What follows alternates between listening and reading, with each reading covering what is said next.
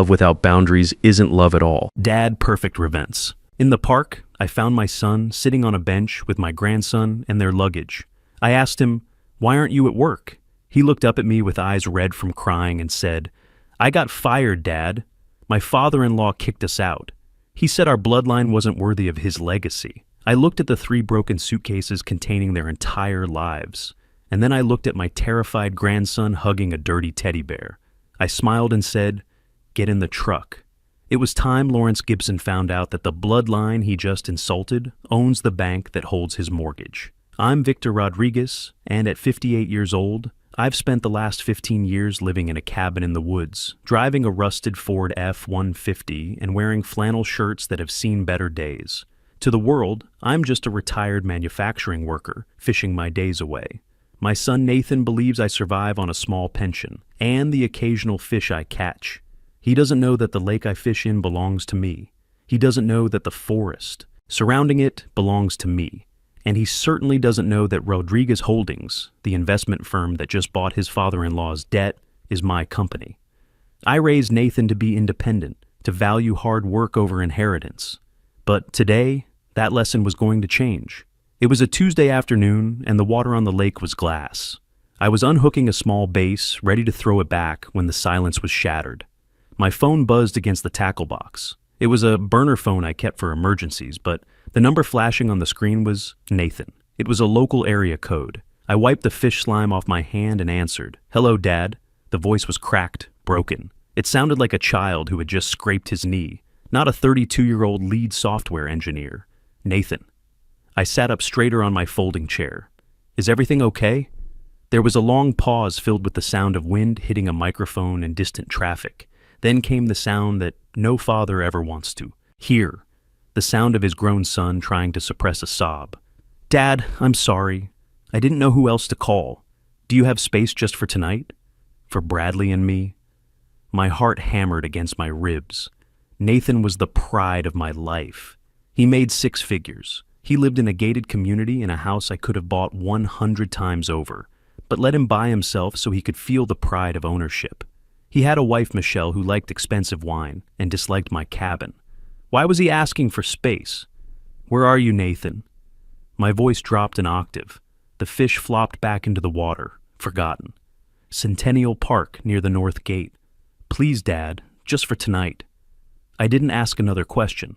I threw the tackle box into the bed of the truck and gunned the engine. My 1998 Ford roared to life, coughing a cloud of black smoke before tearing down the dirt road. My hands gripped the steering wheel so hard, my knuckles turned white. Nathan was a good man, too good. He had my work ethic, but he had his mother's soft heart. He married into the Gibson family 5 years ago, and I knew from the wedding day that they looked at him not as a partner, but as an accessory. Lawrence Gibson, the patriarch of that family, was a man who wore suits that cost more than my truck, but had eyes that looked cheap. The drive to the park took 20 minutes. I made it in 10. I pulled up to the curb, and the sight that greeted me made my blood run cold. It wasn't just that they were sitting on a park bench. It was the way they were sitting. Nathan was hunched over, elbows on his knees, head in his hands. My grandson Bradley was 7 years old. He was sitting next to his father, clutching a bear that had missing fur on one ear. But what tore me apart were the suitcases.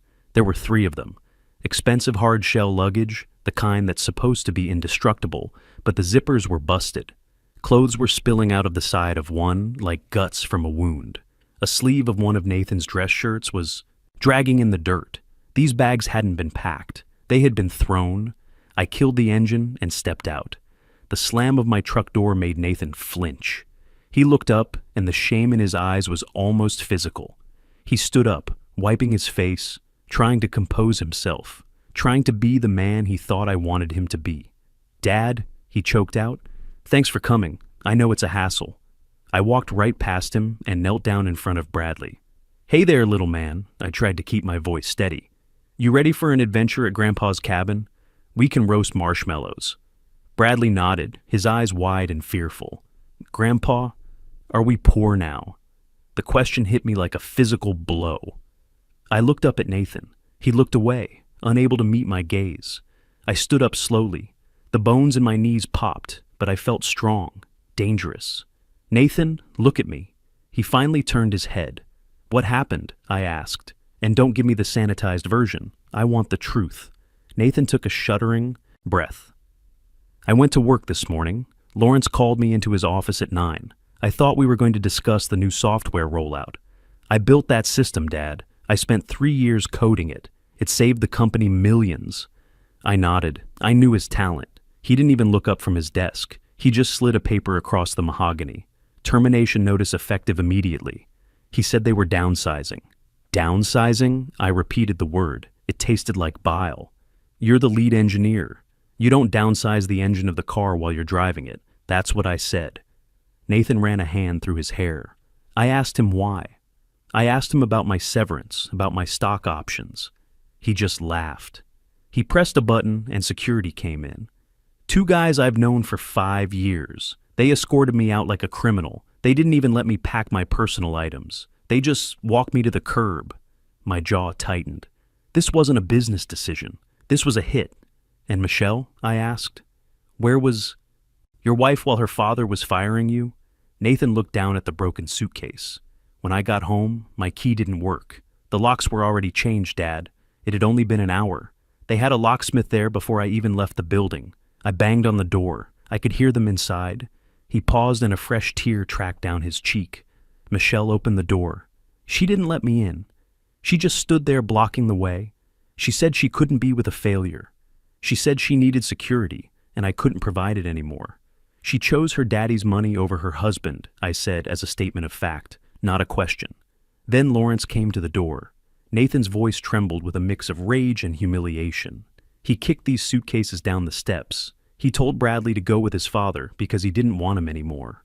I felt a cold calm settle over me. It's a feeling I haven't had since my days in the boardroom during a hostile takeover. It's the feeling of knowing your enemy has made a fatal mistake. What exactly did he say, Nathan? I need to know the exact words. Nathan looked me in the eye, and for a second I saw a spark of the anger he should have been feeling. He said, "Your bloodline is weak, Nathan. It's a servant's bloodline. The Gibson family needs noble blood to survive. We've found someone better for Michelle, someone worthy." Worthy. I looked at my son, a man who had never asked me for a dime, who worked 18-hour days to support a wife who spent money faster than he could earn it. I looked at my grandson, a boy who was treated like disposable trash because his last name wasn't Gibson. Lawrence Gibson thought he was royalty because he owned a regional real estate company inherited from his father. He didn't know that true power doesn't scream, it whispers. He didn't know that the man standing in front of him in a stained fishing vest could buy his entire existence with a signature. I reached out and grabbed one of the broken suitcases. The handle was snapped, but I lifted it anyway. "Get in the truck," I said. Nathan hesitated. "Dad, we can't impose. I'll find a motel. I just need to check my accounts. I think they froze the joint account, but I might have some cash." I grabbed him by the shoulder. My grip was iron. "You're not going to a motel. You're coming home. And as for your bloodline," I walked over to the truck and threw the suitcase in the back. It landed with a heavy thud next to my tackle box. I turned back to my son, and for the first time that day I smiled. It wasn't a nice smile. It was the smile of a wolf who just found the door to the sheep pen unlocked. We're going to show Lawrence Gibson exactly what this bloodline is capable of. The iron gates of the Gibson estate loomed ahead like the entrance to a fortress built on ego and debt. Nathan sat in the passenger seat of my 1998 Ford F-150, clutching the door handle, his knuckles white. I could see the security guard stepping out of his booth, waving his hand for us to stop. I didn't slow down. I rolled down the window and the boy yelled that this was private property and Mr. Gibson wasn't accepting visitors. I looked at him and said, "Tell Lawrence that his past is here to collect." The guard reached for his radio, but I had already shifted into low gear. I didn't ram the gate with speed that would be reckless. Instead, I nudged the heavy steel frame with the reinforced bumper of my truck. The metal groaned in protest. The lock snapped with a sound like a gunshot, and the gate swung open. Nathan gasped, but said nothing. We rolled up the long, winding driveway lined with manicured hedges that cost more than most people earn in a year. I parked my rusted, leaking truck right in the middle of the circular driveway, directly behind a silver Bentley. The front door opened before I even killed the engine. Lawrence Gibson marched out, and he wasn't alone. He held a crystal wine glass in one hand and a half-smoked cigar in the other. Behind him stood a group of people holding cocktail plates. I recognized a few faces: a local councilman, a real estate developer. They were the kind of people who smiled with their teeth, but never with their eyes. Lawrence stopped at the top of the stairs, looking down at us like we were stray dogs that had wandered onto his porch. "Well, look who decided to crawl out of the woods," Lawrence announced, his voice booming so his guests could hear every word. "I thought you had finally died in that cabin, Victor. I was waiting for the obituary so I could send flowers, or maybe a wreath made of weeds." The guest chuckled, a low, polite sound that made my skin crawl. Lawrence took a sip of his wine, his eyes scanning my faded fishing vest and the mud on my boots. "You know, the service entrance is around back where the trash is collected. That seems more your speed." I stepped out of the truck, and the sound of my heavy boots hitting the pavement echoed. I didn't look at the guests. I looked straight at Lawrence. "I'm here for my grandson's things, Lawrence, and I'm here to remind you that throwing a child onto the street is a crime in this state." Nathan got out from the other side. He looked small standing next to the truck, but he straightened his spine. "Lawrence, we need to talk about custody," Nathan said, his voice shaking slightly but gaining strength. "You can't just lock me out. We have joint assets. We have a life." Lawrence laughed, a bark of a sound that lacked any real humor. "Assets? You have nothing, Nathan. You lived in a house I paid the down payment for. You drove a car leased in my company name. You were a pet we kept around because Michelle thought you were cute. But pets get old, and when they get old and useless, we put them outside." Then he reached into the inner pocket of his Italian suit. He pulled out a thick stack of bills wrapped in a blue bank band. He didn't hand it to Nathan. He tossed it into the air. The $100 bills fluttered down, like dead leaves, landing in the oil stain leaking from my truck and scattering across the dirty pavement near Nathan's feet. "There's your severance package," Lawrence sneered. $2,000. That should buy you a nice tent and maybe a few weeks of that cheap beer your father drinks. Take it and disappear. Consider it a termination fee for the marriage." Nathan stared at the money on the ground. His face was burning red, the humiliation radiating off him in waves. He looked up toward the house, searching. I followed his gaze. On the second-floor balcony, standing behind the railing, was Michelle. She was wearing a silk dress, holding a glass of champagne. She saw Nathan looking at her. She saw the money in the dirt. For a second, I thought she might say something. I thought she might show a shred of the humanity Nathan claimed she possessed. Instead, she turned her back and walked into the house, closing the glass door behind her. Nathan made a sound like a wounded animal and moved a step forward, but I put a hand on his chest. "Stop," I said quietly. "Don't give him the satisfaction." Lawrence and his guests were laughing now, openly pointing at the money. "Look at them," the councilman whispered loud enough for us to hear. "Probably the most cash they've seen in a decade." I bent down. The laughter grew louder. Lawrence grinned, looking down his nose at me.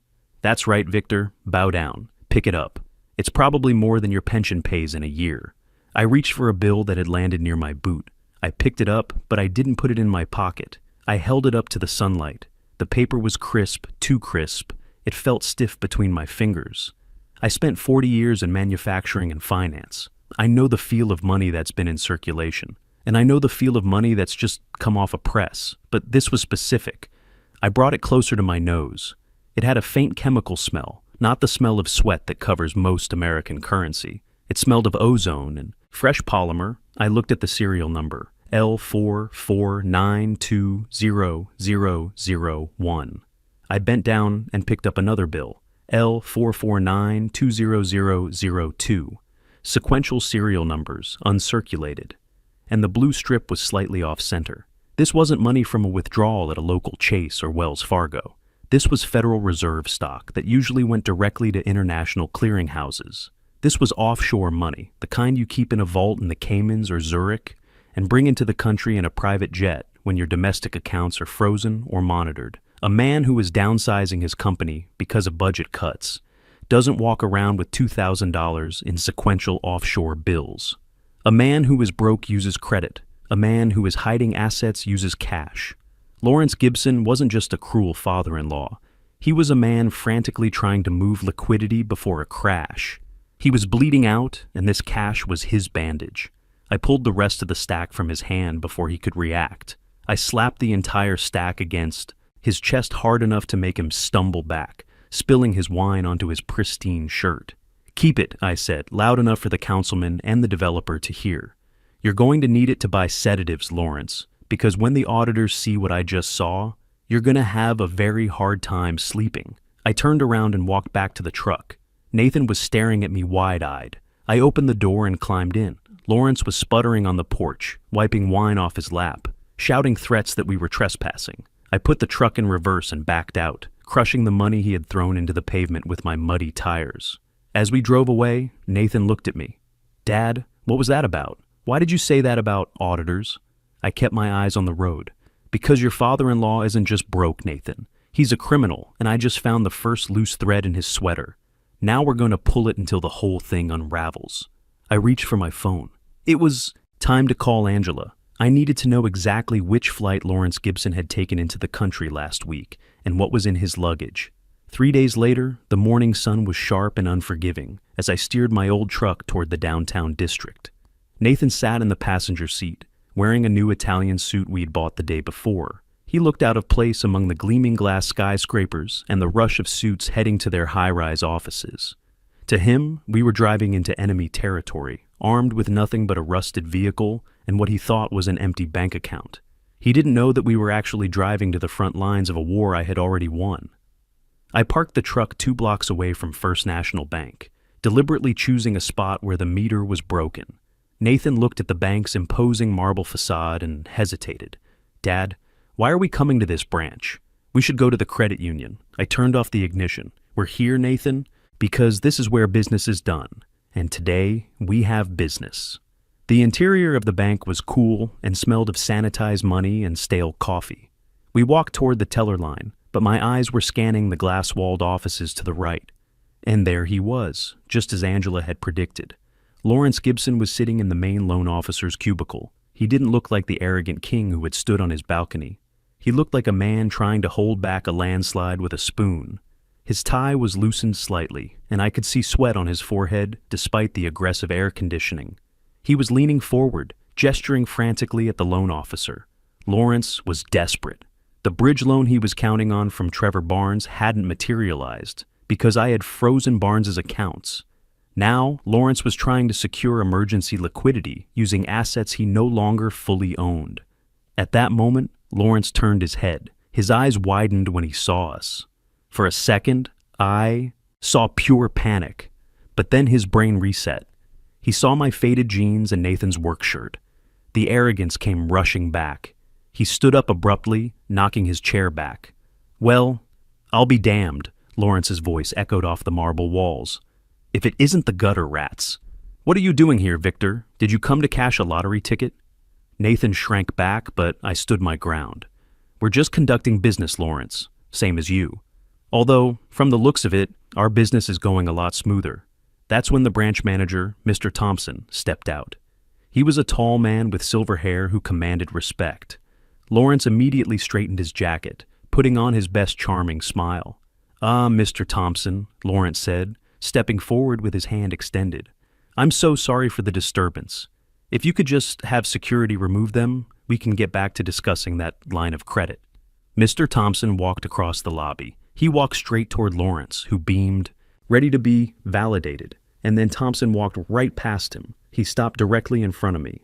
"Good morning, sir," Thompson said, his voice low and respectful. I apologized for the noise. I nodded slightly. "No apology necessary, Roy." Nathan stared at me, trying to understand why the bank manager was treating a fisherman like royalty. Lawrence sputtered. "Roy, you know this man? He's a nobody. I insist you focus on my application." Thompson turned to Lawrence, the warmth vanishing from his eyes. "Mr. Gibson, I was coming out to deliver the decision on your loan application personally. Your application has been denied." "Denied?" Lawrence whispered. "That's impossible. I have assets." "Actually, you don't. We've received notice that your primary debt holder has sold your note. You're no longer dealing with the consortium. You have until noon Friday to settle the outstanding balance of $12 million. If the funds aren't wired by then, foreclosure proceedings will begin immediately." Lawrence staggered back. "Friday? That's insane. I need time to liquidate. You have 72 hours, Thompson said with finality. I suggest you spend less time shouting and more time finding a miracle. Thompson gave me one last nod before walking back to his office. Lawrence stood there alone, looking small. We walked past him toward the exit. As we passed, he didn't even look up. 2 days later, the Grand Hotel glowed against the city skyline. I watched from a black limousine as guests arrived for Lawrence's desperate charity auction. Women in expensive gowns, men in tuxedos, and there at the top of the stairs stood Lawrence in his element, playing the role of benevolent patriarch. Beside him stood Michelle and Trevor Barnes, posing for photos. We pulled up to the curb. I stepped out first, then Nathan. The exact moment Lawrence saw us, his face went from shock to rage. He practically ran down the stairs. "Security, get over here. I want these two removed." But the hotel manager stepped out, the same man from the bank. "Is there a problem, Mr. Gibson?" Lawrence pointed at us. "These imposters have crashed my gala." The manager looked at us and gave a subtle nod. "Mr. Gibson, these gentlemen are VIP guests. They represent Rodriguez Holdings, one of our most valued clients." Lawrence looked like he'd been slapped. "What? Who is Rodriguez Holdings?" I stepped forward. "I am Rodriguez Holdings, Lawrence, and this is my son, Nathan Rodriguez. We represent the capital that's going to save your auction tonight." Lawrence was trapped. If he kicked us out, he'd be rejecting the biggest potential donor. He had to let us in. Inside the ballroom, we found our table at the front. The auction began with smaller items, building to the finale. Lawrence took the stage for the final piece, a 19th century oil painting of the Gibson family patriarch. "This heirloom has been in my family for 4 generations, Lawrence announced. "The starting bid is $25,000. Trevor Barnes immediately raised his paddle, $25,000, then $50,000, then $100,000. This was the plan. Trevor would buy the painting for an inflated price, injecting cash into Lawrence's foundation. But Nathan simply raised our paddle, $250,000. The silence was absolute. Every head turned toward us. Trevor's smirk vanished. Lawrence looked furious. "Stop!" Lawrence screamed. "This is fraud. He has no money." The auctioneer asked for verification. Nathan stood, walked to the stage, and placed a black titanium card on the reader. The machine beeped. "Approved. The bid is verified. We have $250,000 from Mr. Rodriguez." Trevor tried to counter but couldn't access his frozen accounts. He was cut off. $250,000, Nathan repeated. "But I have a condition. Since Mr. Gibson personally escorted me out of his home, I want him to personally deliver this painting to me." The room went silent. Lawrence looked at the painting, then at the $250,000 on the screen. His pride was the only thing standing between him and financial ruin. I watched his internal struggle, saw the moment his pride broke. Slowly, Lawrence took the painting off the easel. He carried the heavy frame down the stairs, through the silent crowd, to our table. He held it out to Nathan. "Thank you, Lawrence," Nathan said, taking the frame. Then he handed it to a waiter without looking. "Put this in storage. I don't need it." That's when the FBI agents walked in. Lawrence saw them coming and froze. They walked straight to him, with handcuffs ready. "Lawrence Gibson, you're under arrest for money laundering and tax evasion." The room erupted. Michelle started crying. Trevor had already disappeared. Lawrence was led away in handcuffs. The man who called us unworthy, reduced to a criminal, being perp, walked past the cameras. We didn't stay for interviews. We walked out into the cool night air. "It's over, isn't it?" Nathan asked. "Not quite," I said. "But Lawrence won't be a problem anymore. And you, son, have a company to run." "A company? Gibson? Properties needs new management. I think Nathan Rodriguez, CEO, has a nice ring to it." We drove back toward the cabin, leaving the broken empire behind us. Nathan would wake up tomorrow as the head of a legitimate business. Bradley would have his father back, with his dignity restored. And I would go back to being just a fisherman, with a lake full of bass and a family that knows what real worth means. That's all the wealth I ever really wanted. Remember this the next time you see an old man in work clothes driving a beat-up truck. Never judge a book by its worn cover, because you never know who's really behind the wheel. And more importantly, never underestimate the lengths a father will go to protect his family. If you mess with the cub, you better be ready to face the lion.